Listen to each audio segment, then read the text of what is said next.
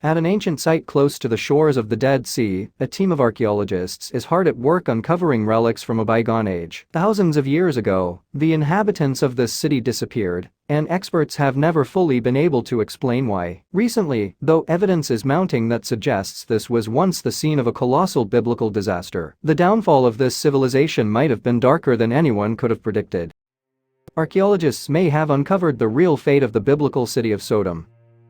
The city of el-Hammam once stood in Middle Gore, a plain stretching for more than 15 miles across the region that's now known as Jordan. And it's thought that as many as 65,000 people used to call the kingdom home. But when the city and its neighbors mysteriously collapsed, this ancient civilization vanished into the mists of time. Now, thousands of years later, archaeologists are finally discovering what caused the fall of el-Hammam. And as evidence starts to point to a fiery destruction from above, a new theory begins to emerge. Could this have been the biblical city of Sodom, said to have once been wiped out with brimstone by a vengeful god? Well, according to some experts, that very well may be the case. Regardless of individual religious beliefs, there's no doubt that the Bible has fascinated mankind for millennia. And while many of the ancient books' characters and stories aren't meant to be read literally, at least some of its content is based on real occurrences. Even dramatic tales such as the parting of the Red Sea and the plagues that terrorized Egypt may potentially be connected to genuine natural disasters that happened long ago. That said, there are many mysteries contained within the pages of the Bible that remain stubbornly unsolved, and perhaps chief among them are the lost lands, places that are described in detail, yet are still elusive to modern researchers. From the Kingdom of David to the fabulously wealthy region of Ophir, these unidentified realms are sources of both inspiration and frustration for archaeologists today. But has one of these mysterious lands finally been found? Well, at a site some 8 miles from the Dead Sea in the West Asian country of Jordan, a team of archaeologists has been excavating the remnants of an ancient city. And what they've unearthed may actually shed some light on one of the most enduring biblical enigmas of our time. For some 14 years, the site, which covers more than 88 acres, has been meticulously examined by a team of archaeologists. These specialists come from 3 separate institutions: the Veritas International University's College of Archaeology and Biblical History in California, Trinity Southwest University in New Mexico, and the Department of Antiquities in Jordan. And the experts have found much evidence to suggest that a grand settlement once stood on this now desolate plain. Dubbed el-Hammam, the city is thought to have been at the heart of a kingdom that once covered some 125 square miles. Founded in around the 4th millennium BC, it became a thriving farming society that flourished for many centuries. And during the Bronze Age, the civilization apparently dominated the entire southern section of the Jordan Valley. However, in the 3rd millennium BC, the security of el-Hammam was threatened, and so its communities constructed vast walls around the city. It was a huge undertaking, requiring millions of bricks, and, obviously, large numbers of laborers. Stephen Collins, who is an archaeologist from Trinity Southwest University, told The Independent in 2015. According to researchers, the walls around el-Hammam once stood 50 feet tall. And within these confines, archaeologists have also discovered the remains of plazas, ramparts, and a palace. Outside the defenses, meanwhile, Bronze Age settlements thrived across the Middle Gore Plain. But this period of prosperity was not to last. Indeed, in the Middle Bronze Age some 3,700 years ago, el-Hammam was mysteriously destroyed. And although other cities in the region such as Hebron and Jerusalem continued to thrive, those in Middle Gore simply vanished. In fact, settlers would not return to the plain for several centuries. When this strange obliteration is said to have occurred, el-Hammam had been inhabited for some 2,500 years. So, what could have caused such an established civilization to seemingly vanish overnight? Well, interestingly, the city may not have been the only one to suffer such a mysterious fate. Yes, archaeologists have in fact identified 5 other settlements across the Middle Gore Plain that they believe disintegrated at around the same time. In November 2018, Trinity Southwest University archaeologist Philip Sylvia gave a talk at the American Schools of Oriental Research's meeting in Denver, Colorado. And while there, he detailed some incredible findings at the site of el-Hammam. Apparently, there's evidence to suggest that a meteorite may have been responsible for destroying the city, as well as those in the surrounding area. According to Sylvia and his colleagues, the remains of walls and ruined buildings at el-Hammam show evidence of a directional impact, consistent with the idea of an overhead explosion. In fact, they believe that a meteorite could have sent a series of shocks across an area spanning almost 200 square miles. Thought to have exploded at a height of around half a mile, the meteor would have created an impact similar to that of an atomic bomb, wreaking death and destruction across Middle Gore. And in the aftermath, an almighty fire would have torn through the streets of Tal el-Hammam. Ultimately, then, the combination of the strike and the blaze would have left the city in ruins. According to archaeologists, a heavy coating of ash has also been discovered at the site, supporting the theory that a fire had been the cause of its destruction. And some experts initially believed that the blaze could have been chemical in nature, perhaps triggered by a natural disaster, such as an earthquake. Now, though evidence has emerged that disproves this theory. At the site, UC, archaeologists unearthed a fragment of earthenware that had been fused against glass on one side, and upon closer investigation, it was noted that the artifact must have been subjected to extreme heat in excess of 14,000 degrees Fahrenheit. That's hotter than the surface of the sun. In addition, the section of glass itself was less than 0.04 inches thick. From these observations, then, researchers were able to conclude that the pottery had been subjected to searing temperatures for a tiny period of time,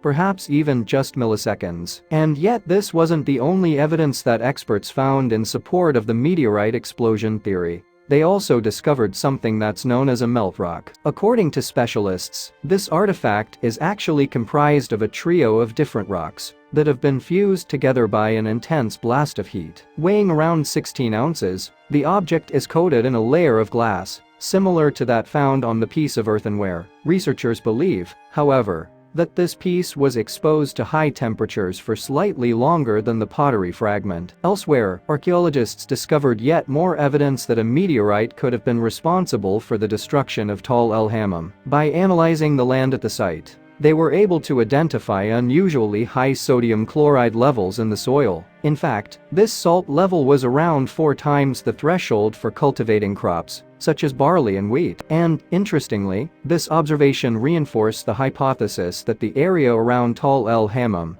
had remained uninhabited for hundreds of years after its destruction. If the earth had become contaminated by sodium chloride, archaeologists reason, that could explain why the historically fertile region had been suddenly abandoned. It's thought, too, that a meteorite explosion could have lifted the mineral from the Dead Sea and scattered it across the Middle Gore Plain. But while archaeologists were busy gathering evidence to prove that a meteorite had been responsible for the fall of Tal el-Hammam, other researchers began putting together their own theories. And in 2013, Stephen Collins published a book that put forward a startling hypothesis on the matter. You see, according to Collins, Tal el-Hammam wasn't just the site of a fascinating Bronze Age disaster. He believes that the ruins are in fact those of the biblical Sodom, a city that, along with the neighboring Gomorrah, was supposedly destroyed. The story goes that the region had descended into sin, and this had brought the wrath of God down onto these communities. In the Jewish holy text, the Torah, Sodom and Gomorrah are described as 2 of 5 cities located on the plain next to the River Jordan. The settlements are said to have initially thrived on the lush and fertile land,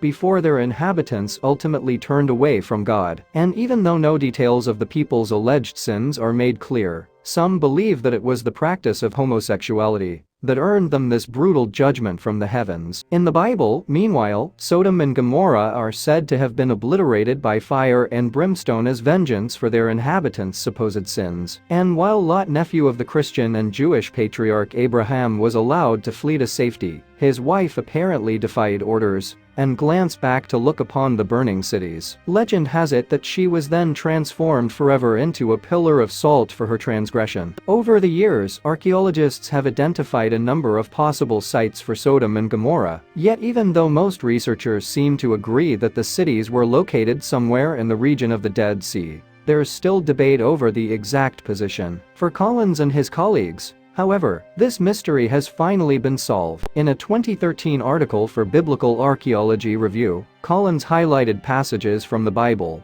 that address the cataclysmic event. Then the Lord rained down burning sulfur on Sodom and Gomorrah from the Lord out of the heavens, he quoted. Thus he overthrew those cities and the entire plain, including all those living in the cities and also the vegetation in the land. So, could a meteorite explosion over Middle Gore have inspired the biblical story of the destruction of Sodom and Gomorrah? Some experts certainly think so. The physical evidence from Tal el-Hammam and neighboring sites exhibits signs of a highly destructive concussive and thermal event that one might expect from what is described in Genesis 19. Collins and Sylvia wrote in a 2017 paper. Then, from late 2018 onwards, Collins and Sylvia's ideas gained traction in the international discussion, and it's easy to see why. Firstly, the experts' meteorite theory neatly accounts for how a city such as Tal el-Hammam could have disappeared overnight. In addition, the hypothesis provides a logical explanation for the fire and brimstone described in the biblical account of Sodom and Gomorrah. Plus, the meteorite theory championed by Collins and Sylvia also illustrates how the entire Middle Gore plain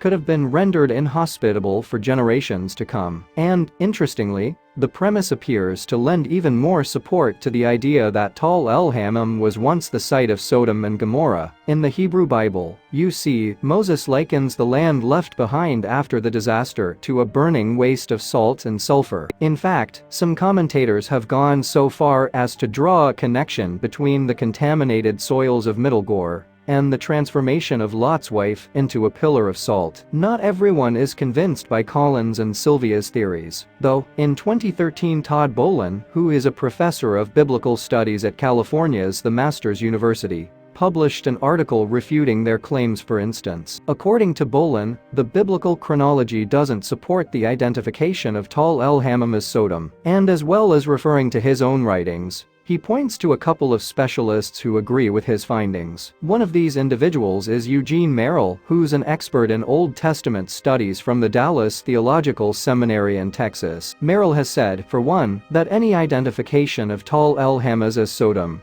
requires researchers to dismiss much previously established biblical chronology. The date in the best manuscripts and the most sound hermeneutic demands the overthrow of Sodom at 2067 BC. Completely removing Tal el-Hammam from consideration as the location of Sodom, he wrote in a 2012 article for Artifacts magazine. Meanwhile, Bolin also pointed to the work of the Masters University professor Bill Schlegel as further evidence that Tal el-Hammam couldn't be the site of Sodom. According to Schlegel, there are substantial geographical issues with Collins and Sylvia's claims that the city was located in the north of Jordan. Instead, he believes that Sodom was actually situated in the country's south. In favor of a southern location, Scripture associates Sodom geographically with the Valley of Siddim, which is the Salt Sea, an area distinct from the Kicker of the Jordan. Schlegel wrote in a 2012 article for the blog Bible Places. Also, locating Sodom and Gomorrah in the south fits better the post-destruction environment described by the prophets and a later battle between Judah and Edom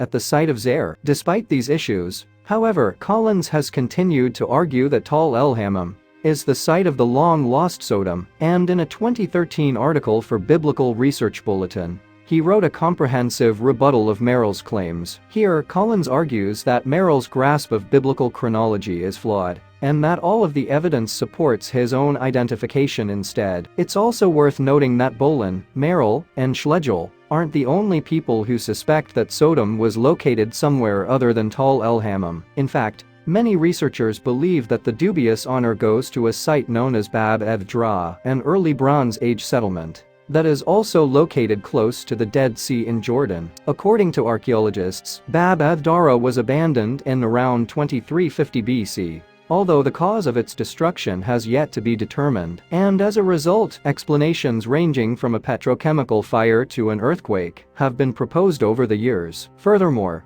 the lack of a definitive answer hasn't stopped some Christian theologians from identifying the site as Sodom. In 2014, Trinity Southwest University's Craig Olson published a paper in which he compared Tal el-Hammam and Bab ed-Dara, seeking to determine which of them was the most likely site of Sodom. And, eventually, he concluded that the arguments for both had their own flaws. Olson did admit, however, that out of the two, the identification proposed by Collins and Sylvia was the most likely to be true. More recently, research is continuing at Tal el-Hammam, and Olson is excited about what the future may hold. If Tal el-Hammam is Sodom, Not only does it confirm another biblical event, but also it opens up new vistas for biblical research into the patriarchs he wrote. We will be able to know more about how Abraham, Isaac, Jacob, and Joseph lived, and we will be able to understand and teach the biblical text with greater accuracy and authority. And experts are making big strides in that field, thanks to similarly groundbreaking findings. On a taxing day in 2019, a group of archaeologists was finally on the verge of getting their payoff proof that a famed biblical figure actually existed. The experts that day had been working at a spot in the Shaharia forest, which itself sits in the Judean foothills. This whole region is of central historic and religious importance, as it's mentioned multiple times in the Old Testament. You can imagine, then, how exciting any new archaeological discovery from around there truly is. On this occasion, the researchers had found an old, fragmented jug lying beneath the surface. To the untrained eye, perhaps, this discovery wouldn't seem so earth-shattering. But the experts knew different. So, they analyzed it in greater detail, and soon reached a wild conclusion. This thing was definitely worth paying attention to. When they attempted to date the pot, the researchers discovered that it was phenomenally old. According to SmithsonianMag.com, it came from around the year 1100 BC. Which had an interesting implication. This meant it traced back to the same period when a particular book of the Bible was written. The biblical text in question is the Book of Judges, which historians claim depicts events from around 1200 to 1050 BC. Given the timescales involved here, learning about such a period is really quite difficult. So, if this jug in the ground can help to shed light on that time, then it really is something special. The site where the archaeologists had been working is called Khirbet el-Ray, and it reportedly stretches out across roughly 4 acres. This is by no means the biggest site around, but it's nonetheless proving to be extremely important. Given the wider region where it sits, though, that maybe isn't too surprising. The area has a mind-bogglingly rich and fascinating history. After all, the jug found at the site appears to link the region with the Book of Judges. This is an important collection of writings from the Old Testament, which is thought to have been compiled sometime around 550 BC. This was during the period of the Babylonian exile, when many Jews were forced to leave Israel by the Babylonians. Given this context, then, the Book of Judges is largely focused on how foreign powers were influencing Israel. The text posits that this situation was occurring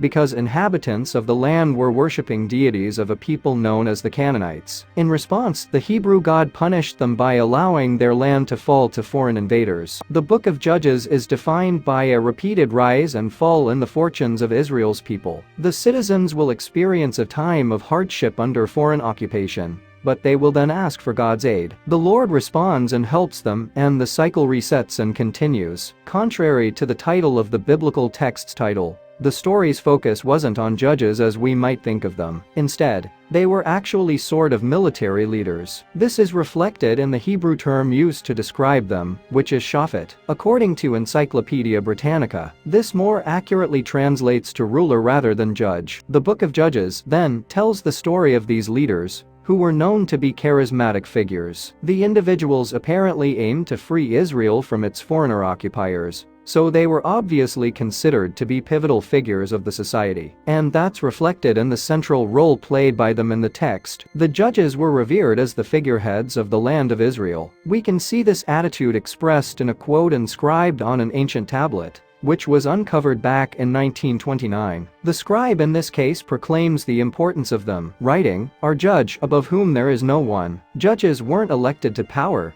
nor were they selected on the basis of familial bonds. These individuals were instead said to be chosen by God himself, who'd select them on the basis of their leadership skills. Apparently, it was a judge's job to mend the people of Israel's relationship with the Lord. The thing that most characterized the judges was their personal charm, which they would utilize in order to hold sway over people. In this way, charisma could be viewed as a sort of spiritual power to be wielded by the judges. It also ensured that they were able to keep people in line. Many people held the role of a judge at different points in time, though the Book of Judges itself is only concerned with a select few. These include figures like Deborah, Barak, Samson and Gideon, and it was thanks to them that the citizens of Israel were able to overcome their foreign oppressors. Deborah is one of the more notable judges who is mentioned in the biblical text. She was a seer, someone with an ability to see the future. Deborah also engaged in poetry, could interpret dreams,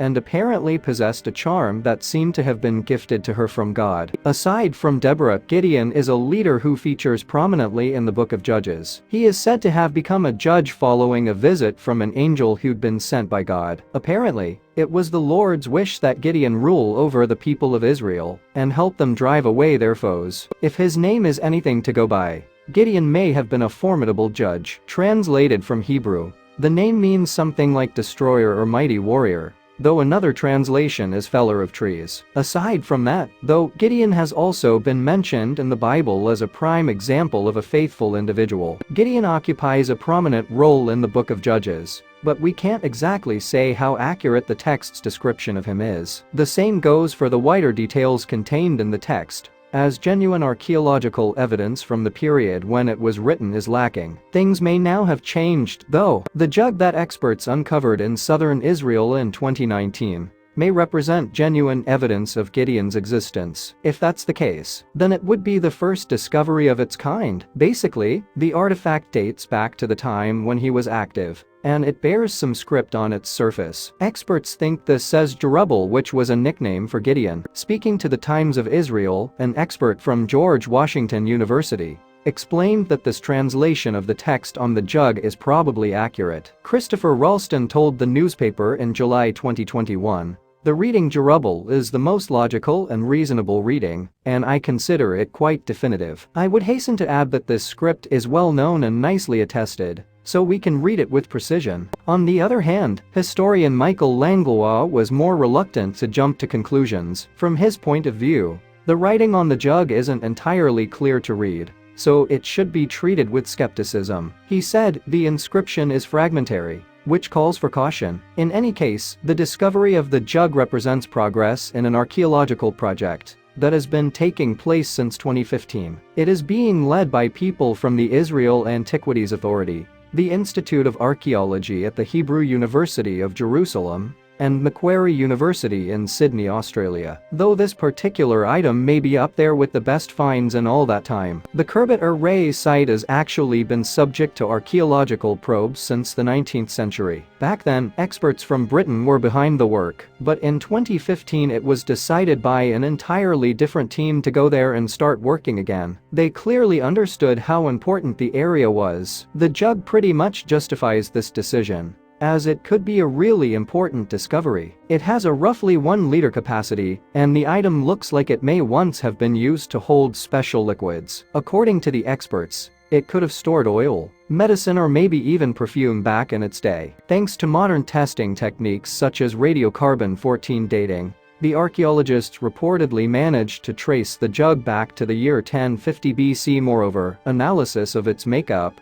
led to the conclusion that it had been created in the same region where it was found. It's clear, then, that a lot of information can be figured out with these sophisticated analytical methods. The researchers don't have the ability to figure absolutely everything out, though. There are still things left open to interpretation, like the ink used on the jug. It's been suggested that this substance was made from iron oxide and black ash, which would align with other discovered artifacts from the same era. Having said that, such a theory hasn't been confirmed, according to the Times of Israel. The limited information researchers have to work with means that it's quite challenging to create a rounded story of the jug. One idea about the item, though, is that it was broken before being discarded. The container was found in several pieces inside some sort of storage unit, so it seems to have been swept up after being fragmented. Despite the more ambiguous aspects of the jug and its history, research has told us some things. When George Washington University's Christopher Rolstow examined it, he could draw on his expertise as a language and inscription expert to formulate his own thoughts about the object's history. Specifically, these related to the letters on its surface. The letters on the jug look and sound quite like Hebrew, but in actual fact, The alphabet isn't from that language, it's actually an alphabet from which Hebrew would evolve in the preceding centuries. Hebrew can trace its evolution back to this other text, so we can say that they're similar, but not the same. Hebrew University of Jerusalem professor Yosef Garfinkel elaborated on the language seen on the jug in an interview with the Jerusalem Post. He told the newspaper in July 2021, "The alphabetic script was invented by the Canaanites and the Egyptian influence right about 1800 BC. They continued to use this script, which evolved from Egyptian hieroglyphs in the Late Bronze Age and Iron Age I. The Hebrew and Phoenician scripts were developed only in the middle of the 10th century BC. What about the inscription itself, though? Why is it important that it says Jerubbaal? Well, experts Garfinkel and Sayre Gaynor explained, the name is familiar from biblical tradition in the Book of Judges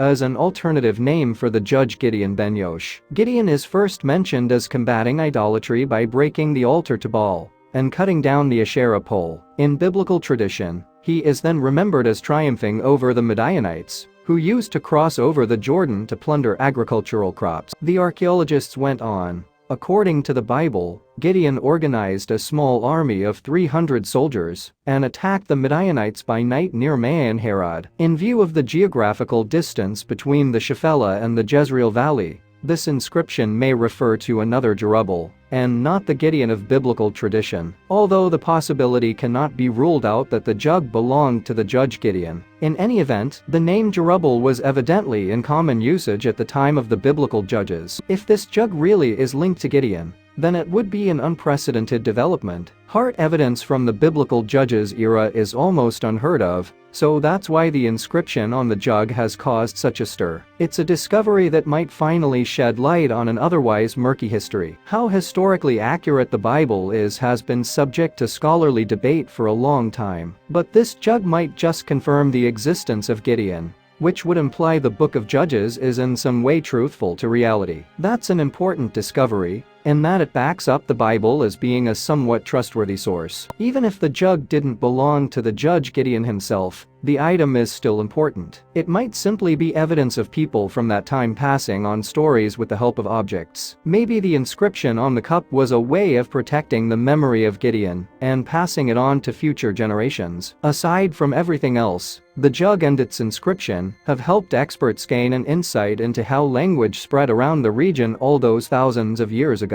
In an article in the Times of Israel, the inscription is described as a textual bridge for the transition from the Canaanite to the Israelite and Judahite cultures. Michael Langlois told the newspaper, for decades, there were practically no inscriptions of this era and region, to the point that we were not even sure what the alphabet looked like at that time. There was a gap. Some even argued that the alphabet was unknown in the region, that there were no scribes, and that the Bible must therefore have been written much later. Discoveries such as this jug are so valuable in helping historians to figure out what was going on in Israel at the time when the Old Testament was being put together. In this specific case, we can catch a glimpse of how language was preserved as eras and civilizations evolved and changed. Yep, it's a telling discovery. Reflecting on the jug and its implications, Langlois concluded, these inscriptions are still rare, but they are slowly filling the gap. They not only document the evolution of the alphabet, they show that there was in fact continuity in culture, language and traditions. The implications for our understanding of biblical history are vast and exciting. Thanks for watching, and don't forget to like and subscribe.